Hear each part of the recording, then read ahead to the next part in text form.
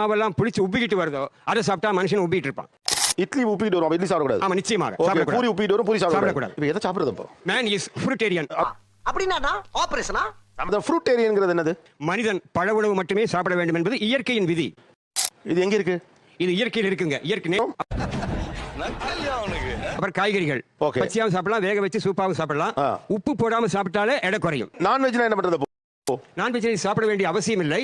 அப்படி சாப்பிட்டா என்னடா சொன்னா எலி குஞ்சு பயல மனிதனுக்கு அதுல ஒபேசிட்டி வரும், பல பிரச்சனைகள் வரும். இப்ப விலங்குகளே ரெண்டு இருக்குல்ல, ஒன்னு சைவம் சாப்பிடுற விலங்கு, இன்னொன்னு அசைவம் சாப்பிடுற விலங்கு. ஆமா. இப்ப நம்ம யாரு? உங்களுக்கு விளக்கம் சொல்லி ஏன் நான் ஓஞ்சிரோம் போல இருக்க? நாம சைவம் சாப்பிட வேண்டியவர்கள் ஃப்ரூட்டேரியன். சைவ விலங்குகளை விட உயர்வானவன் மனிதன். சைவ விலங்கே உயர்வானது இல்ல. ஏன்னு கேட்டீங்கன்னா சிங்கம் அதை போட்டு தள்ளிட்டு போயிடும். ஆமாங்க. அதனால சிங்கம் மாமிச பட்சி தானே? கிடையாதுங்க, ஃப்ரூட்டேரியன். என்னங்க விதிய அதாவது